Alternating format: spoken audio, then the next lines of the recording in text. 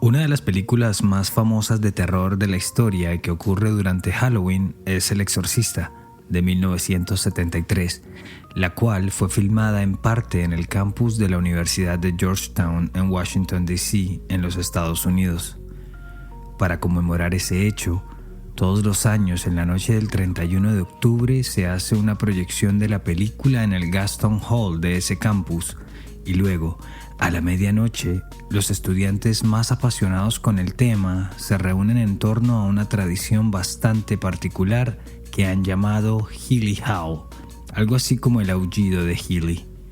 Entonces se congregan frente al histórico edificio y aúllan a la luna, como lobos, en un ambiente de fiesta y diversión, en lo que sería el clímax halloweenesco de esa universidad. Sin embargo, no todas las fiestas de Noche de Brujas suceden como se esperan. Yo soy Luis Badel y en este episodio de Crímenes Bizarros hablaremos de 3 festejos de Halloween que terminaron en tragedia. La de Halloween es esa noche del año en la que todos los adultos parecen desinhibirse. ¿Acaso la única en la que todos pueden ser, actuar o hacer eso que siempre han deseado y que en otra jornada no sería posible? Y no hablo únicamente de las calabazas con sus sonrisas diabólicas o los espantapájaros y los disfraces pícaros y libidinosos. Hay también cierto detonante alimentado con las leyendas urbanas, el cine y lo paranormal que hacen que salgan todo tipo de pasiones a relucir.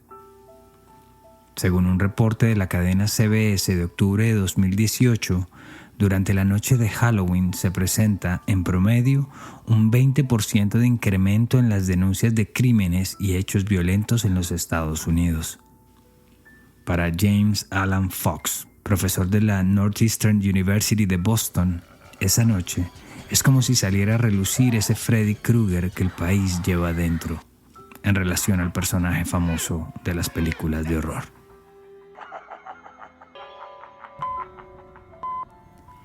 La noche del 17 de octubre de 1992 será recordada para siempre con mucho dolor para 3 familias, una en Nagoya, Japón, y 2 más en los Estados Unidos. 2 meses atrás, en agosto, Yoshihiro Hattori, de 16 años, había llegado procedente de Japón a vivir una experiencia única, un año de intercambio en los Estados Unidos. Había sido aceptado por la American Field Service, un programa internacional de intercambios estudiantiles, y, junto a sus padres Masaichi y Mieko Hattori, había escogido como destino a la ciudad de Baton Rouge, la capital del estado de Luisiana, a orillas del famoso río Mississippi. Los planes eran que allí el joven Yoshihiro, amante del rugby y de la pesca, viviera esa temporada con la familia Haymaker, integrada por Holly, una médica, su esposo Dick, un profesor de física en la Universidad Estatal de Indiana, y su hijo Webb, entonces también de 16 años. Yoshi, como le llamaban, sería el tercer estudiante internacional que los Haymakers alojarían en su casa y no podían estar más emocionados. Con el pasar de los días, los 2 adolescentes hicieron clic de inmediato pese a tener personalidades un poco opuestas. Y a los pocos días ya eran bastante populares en la escuela secundaria de McKinley Senior, donde ambos estudiaban. Según un artículo publicado recientemente en el diario Voices de la Universidad de Carleton, a finales de septiembre de 1992, Holly llevó a los 2 adolescentes a un festival de música blues. Y ni bien llegaron, Yoshi conoció a una chica japonesa con quien se puso a charlar de inmediato como si fueran amigos de toda la vida, y quien resultó ser, al igual que él, un estudiante de intercambio. De esa conversación justamente fue que surgió la invitación a una fiesta de Halloween que se llevaría a cabo en Central, una ciudad chica perteneciente a la zona metropolitana de Baton Rouge, de gente de clase trabajadora y predominantemente blanca. La fiesta era el 17 de octubre y esa noche, mientras Yoshi y Webb se alistaban para asistir a ella, Holly y Dick decidieron que en vez de quedarse solos en casa, aprovecharían esa rareza de tener una noche libre para irse al cine. Yoshi fue vestido como Tony Manero, el personaje que interpretó John Travolta en la película Fiebre de Sábado en la Noche. Tenía un smoking blanco y una camisa de volantes. Llevaba el pelo engominado y toda la semana había practicado sus movimientos de baile y sus ademanes para imitar de la mejor forma al personaje. Webb, por su parte, no es que se haya esforzado mucho en su disfraz. Salió de casa con un cuello ortopédico que usó semanas atrás luego de una caída, se hizo un vendaje en la cabeza y usó una férula en una de sus manos. Eso fue todo. Ninguno de los chicos llevaba maquillaje o sangre artificial o máscara. Según dice la transcripción del caso en la Corte de Apelaciones del Primer Distrito de Luisiana, a las 8:15 de la noche de ese día, el 17 de octubre, los dos chicos llegaron a la calle East Brookside, una zona de casas grandes de una sola planta, con un gran patio delantero y amplias entradas para los automóviles, ubicadas justo enfrente de la escuela secundaria Central High. La fiesta era en la casa número 10131, pero ellos llegaron a la 10311. And we saw the house, and we saw a house, and the address was close, and they had 3 cars in the driveway, and Halloween decorations all around. Y como vieron que había 3 carros estacionados al frente, alguna decoración de Halloween y las luces encendidas, pensaron que habían llegado al lugar de la fiesta. Así lo dijo Webb en una entrevista que le hicieron posteriormente. Al llegar a la puerta tocaron el timbre, pero nadie abrió. Sin embargo, los chicos escucharon el sonido de las persianas cuando golpean en el vidrio y vieron a un niño detrás de la ventana. De repente, una mujer vistiendo una bata de dormir y unas gafas abrió la puerta, pero tan pronto Webb intentó hablarle, la mujer lanzó un portazo. En ese momento los chicos deciden regresar a su auto y Webb estaba casi que convencido de que habían llegado a la casa equivocada, pero no llegó a decírselo a Yoshi. Es en ese instante cuando la misma puerta de hace unos minutos se abrió de nuevo, pero ya no había una mujer. La silueta dejaba ver ahora a un hombre corpulento con un arma de fuego en la mano. Sin pensarlo, Yoshi se giró y entusiasmado caminó hacia la puerta mientras gritaba: «¡Estamos aquí para la fiesta!». Webb, que ya había intuido lo delicado de la situación, trató de hacerle ver a Yoshi que ese no era el lugar, pero el joven, emocionado, no lo escuchó y siguió caminando con dirección a la puerta y por ende hacia el hombre con el arma, quien gritó lo que suelen gritar los policías en las películas de acción justo antes de apretar el gatillo: «Freeze», quieto. Pero Yoshi, aun con un nivel de inglés limitado, no entendió el comando, no hizo caso y cuando estaba a unos 2 metros de distancia, recibió un disparo calibre 44 en el centro del pecho que lo lanzó de espaldas contra el piso. Por un momento, Webb se quedó inmóvil. El hombre nunca se movió de su puerta y luego de disparar se encerró en la casa. A la vez que Webb reaccionó y corrió a la casa de los vecinos, golpeó a la puerta y a gritos les imploró que llamaran al 911. El vecino, un hombre llamado Stan Lucky, le dijo a su esposa que llamara a los servicios de emergencia y luego corrió al frente del porche de su vecino, donde Yoshi sangraba en agonía. Ahí le sostuvo los pies en alto a la vez que le pedía a Webb que le presionara la herida en el pecho. Varias versiones de prensa que recopilan la historia indican que desde la ventana el hombre que disparó, a quien luego identificarían como Rodney Pierce, de 30 años y de profesión carnicero, le gritó a su vecino Lucky que se fuera al diablo y que ese no era su problema. Sin embargo, en el reporte oficial de la corte no hay ninguna mención de este detalle. Lo que sí indica es que la ambulancia del cuerpo de bomberos de Central y una patrulla del sheriff del condado llegaron a las 8:39 p.m. al lugar. Solo hasta ese momento, Rodney Pierce volvió a abrir la puerta de su casa y dio su versión de los hechos. 10 minutos más tarde, a las 8:49, cuando la ambulancia se dirigía al hospital, Yoshihiro Hattori fue declarado muerto.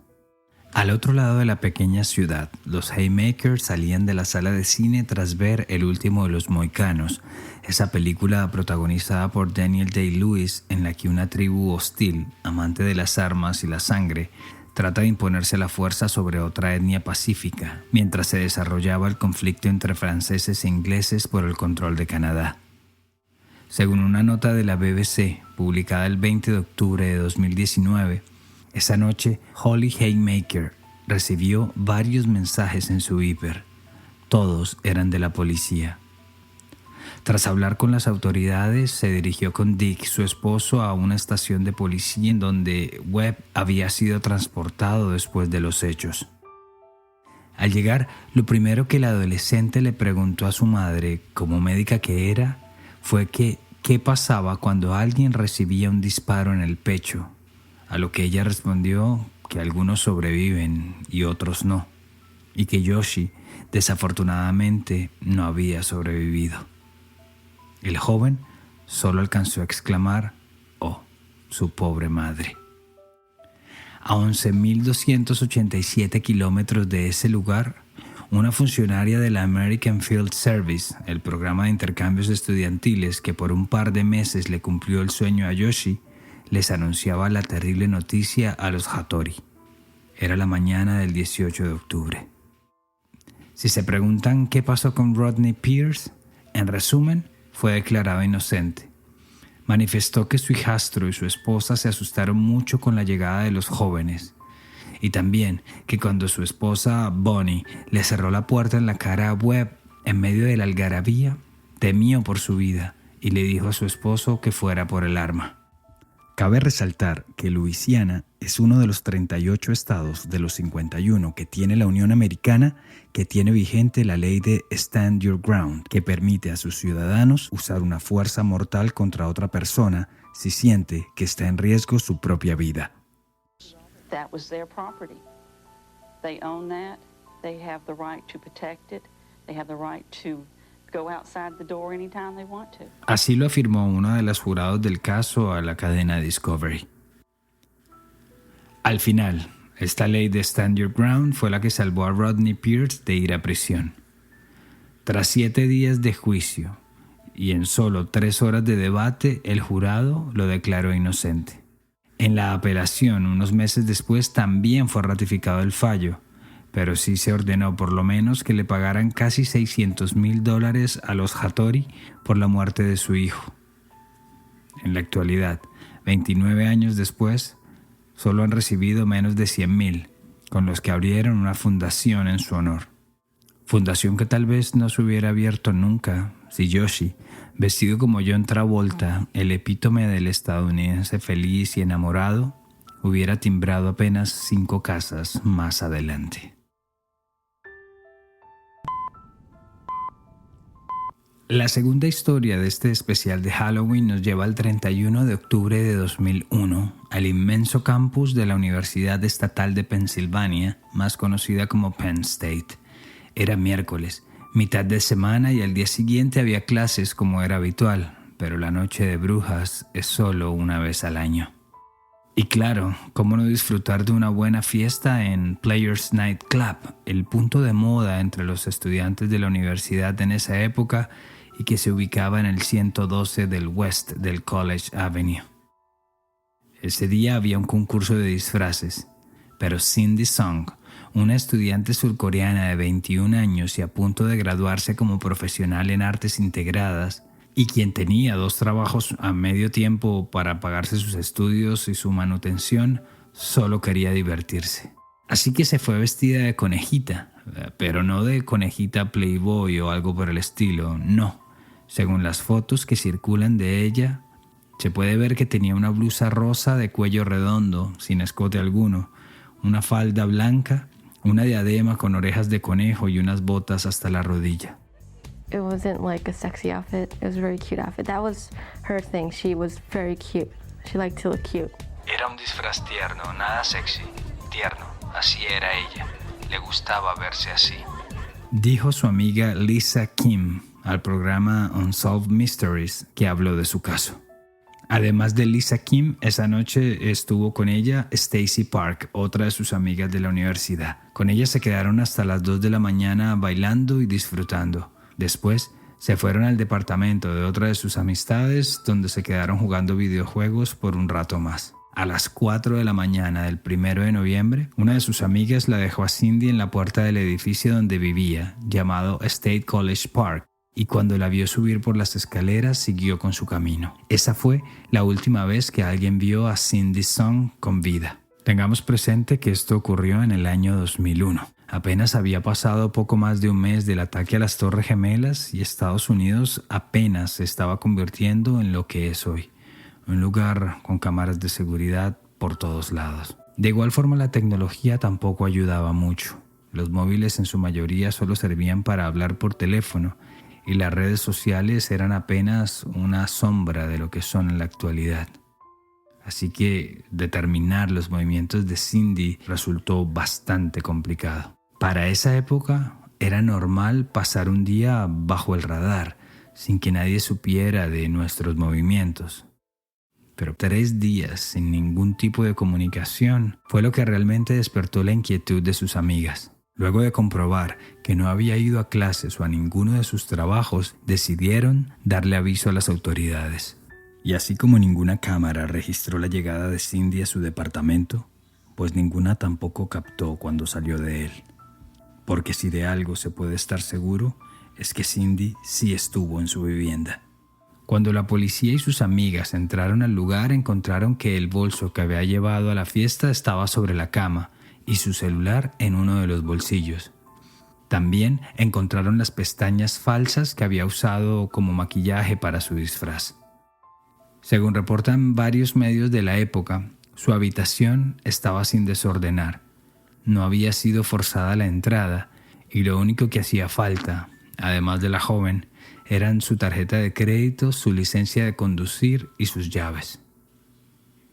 Entonces sus amigas recordaron que no era raro que Cindy se fuera caminando a un supermercado cercano con atención las 24 horas a comprarse un snack o un helado en la mitad de la noche.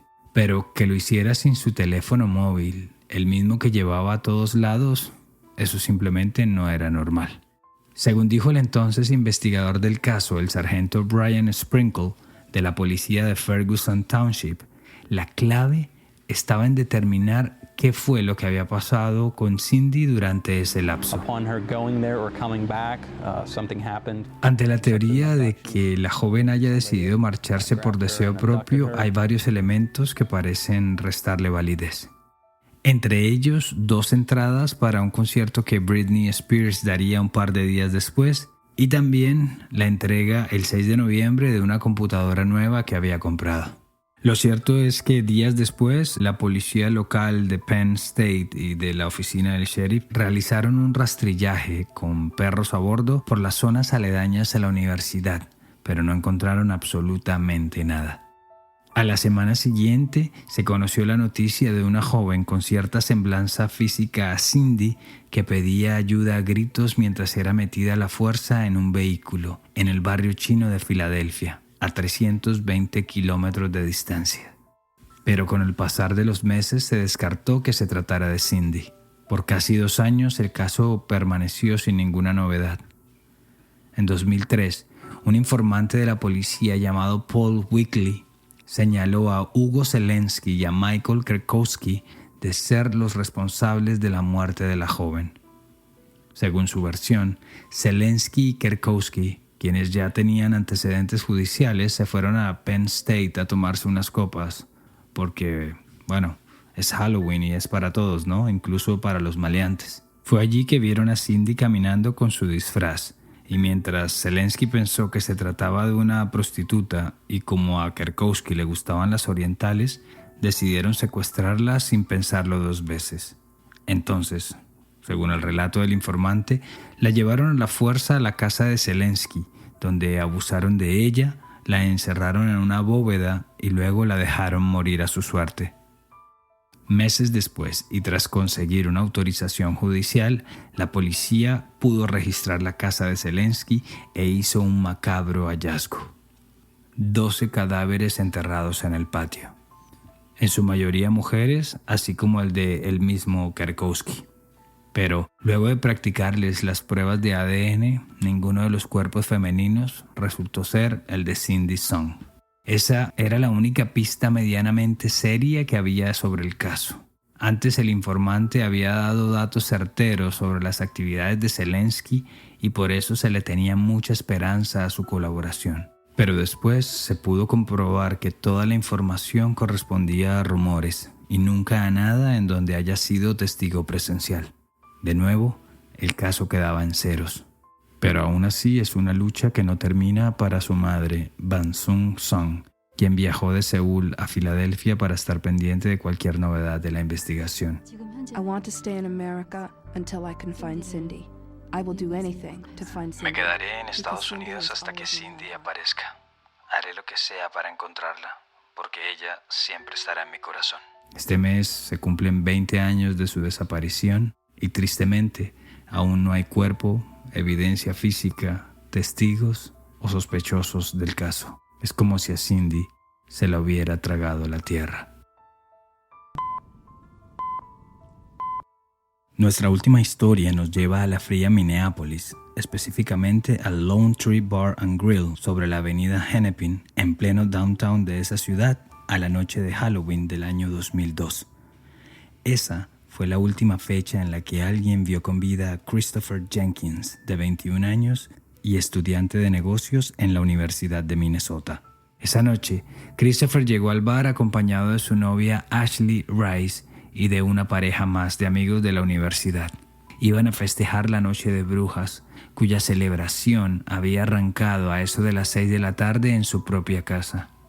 Como se puede ver en la última fotografía que se tomó, Chris estaba vestido de indio nativo americano y lo acompañaban 2 jóvenes vestidas de colegialas. La fiesta iba bien y tranquila hasta que Christopher fue sacado del bar por los guardias de seguridad del lugar. Aparentemente, según reportaron en varios medios, el joven tenía mojada la cintura a raíz de que alguien le había regado una bebida, pero otros afirman que la verdad es que estaba muy intoxicado y se había orinado encima. Eso pasó mientras él estaba en el 3er piso o en el bar hablando con unos conocidos, mientras que su novia Ashley, vestida de sexy policía, departía con otros amigos en el 1er piso del establecimiento. Lo cierto es que a las 12:30 de la madrugada y cuando la temperatura marcaba 20 grados Fahrenheit, unos 6 grados centígrados bajo cero, Chris estaba fuera del bar, sin abrigo, teléfono móvil o billetera, ya que su disfraz no tenía bolsillos. Según recopiló el investigador privado Chuck Lesh, contratado por los Jenkins, he stated that Chris was escorted out of the bar by one of the security managers. He also informed us that he was told, "Don't let the white guy dressed like an Indian back in the bar."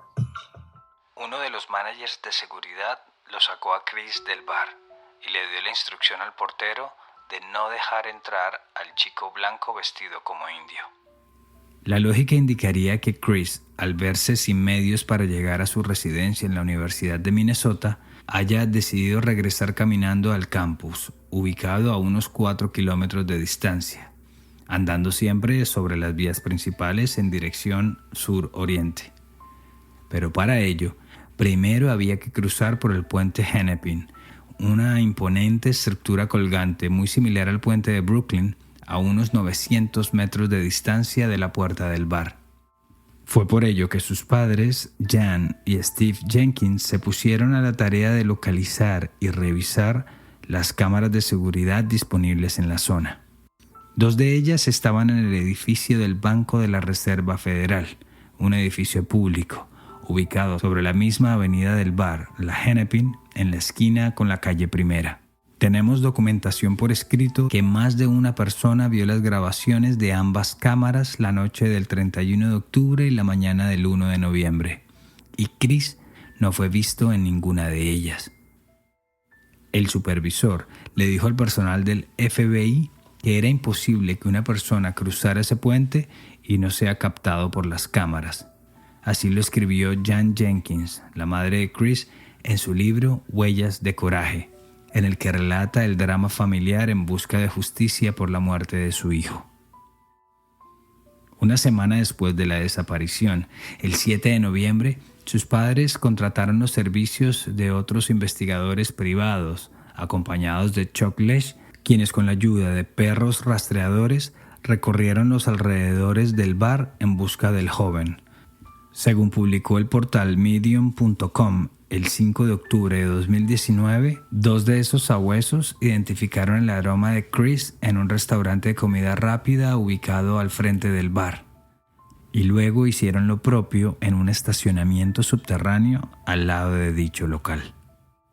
El artículo también afirma que el rastro se le perdió a los animales justo en los puestos 89 y 90, donde coincidencialmente suelen parquear algunos de los gorilas de seguridad del bar. Tras hacer una revisión más exhaustiva, los investigadores encontraron unas gotas de sangre, así como el trozo de una pluma y hebras de color rojo que serían del disfraz de indio que vestía Chris la noche que desapareció. Sin embargo, todos estos hallazgos fueron hechos por los investigadores privados contratados por los Jenkins y no por las autoridades locales, cuya investigación avanzaba a otro ritmo, un poco más lento a decir verdad, según lo que se puede encontrar sobre el caso en Internet. Los días iban pasando y con ellos las esperanzas de la familia de volver a ver con vida a Chris. Así terminó el 2002. Solo hasta el 27 de febrero de 2003, a las 4:50 de la tarde, un cuerpo se vio flotando en la orilla del río Mississippi, específicamente en el costado occidental del muelle de San Antonio, a escasos 800 metros del puente Hennepin y a poco más de 1 kilómetro del bar.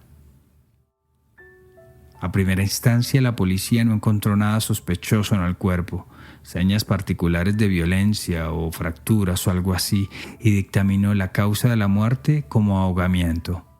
El forense de turno, por su parte, fue un poco más precavido y señaló la causa de la muerte como indeterminada.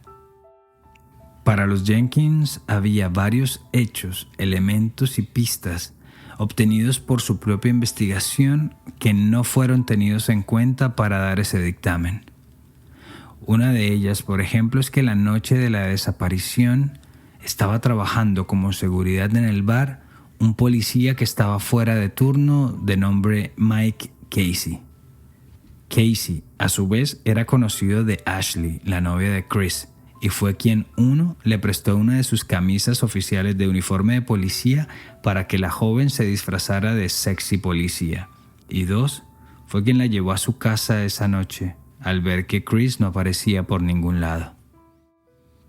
Aquí se presenta un dato que no cuadra mucho, y es que Ashley, la novia de Chris, aparentemente trabajaba en ese bar también. Sin embargo, no se puede encontrar mucha información al respecto y ella no se ha manifestado públicamente sobre el caso. Visto de primera mano, fue un acto cordial de Casey, de compañero de trabajo, de llevar a la chica a su casa. Sin embargo, hay varios rumores que dicen que Casey estaba interesado en tener algo más que una amistad con Ashley, y fue quien presuntamente habría ordenado que sacaran a Chris del bar para tener el camino libre con la joven por esa noche.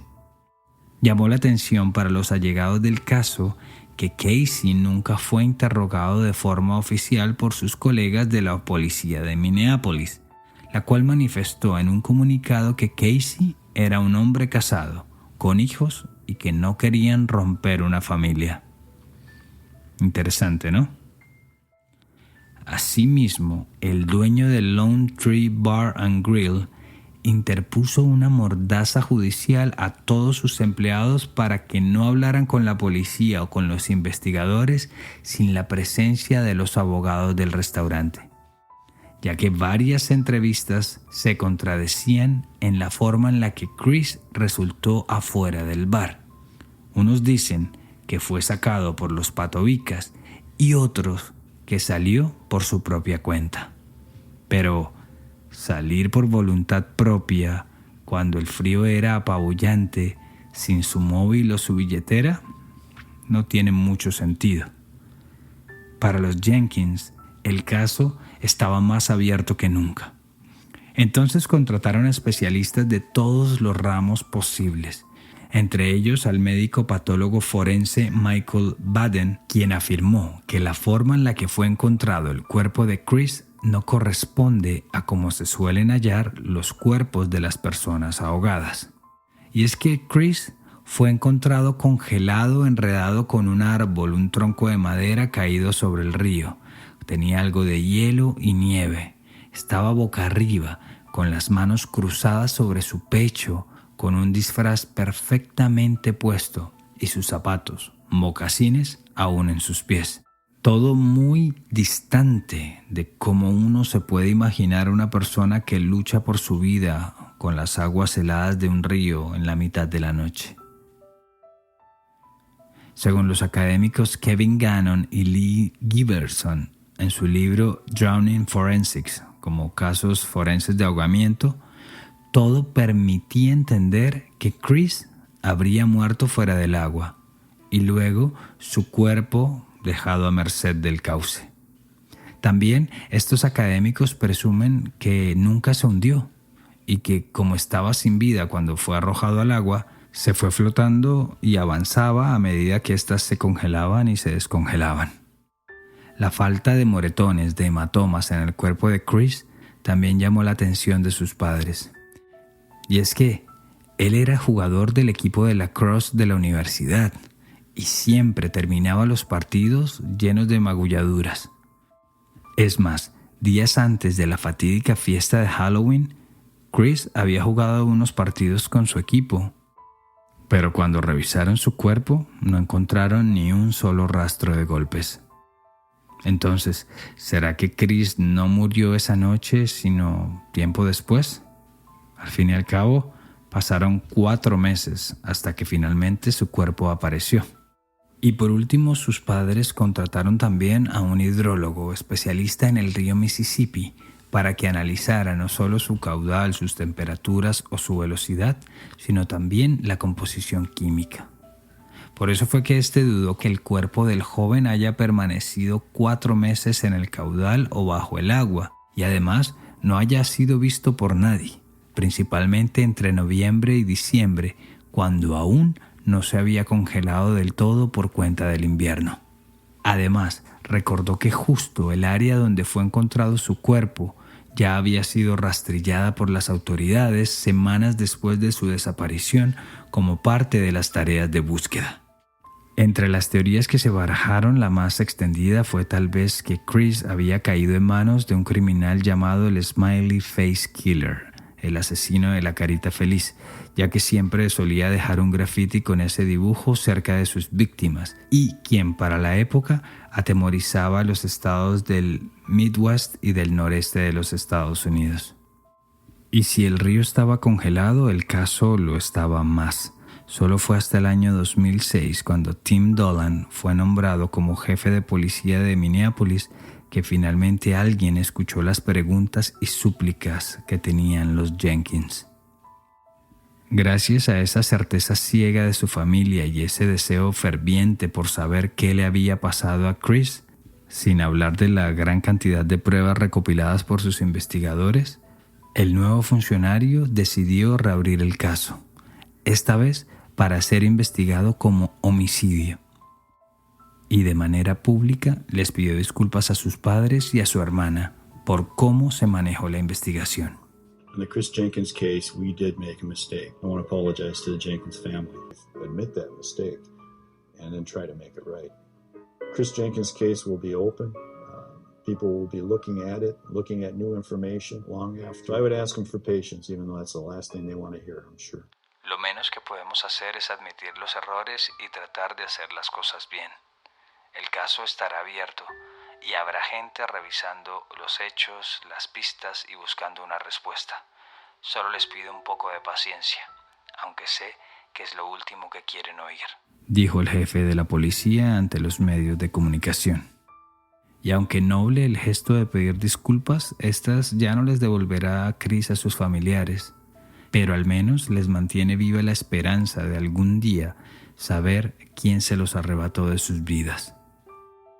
Por cierto, la teoría del Smiley Face Killer también fue descartada, en parte porque el asesino nunca ha sido atrapado. Feliz noche de Halloween.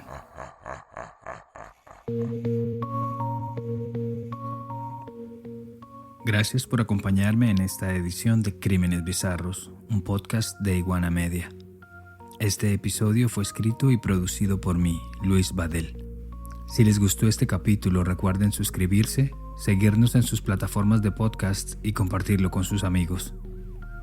Y si quieren estar al tanto de futuros episodios, proponer nuevos casos o enviarnos un mensaje, lo pueden hacer en Instagram en @crímenesbizarros. Siempre será bueno saber de ustedes. Nos encontramos a la próxima.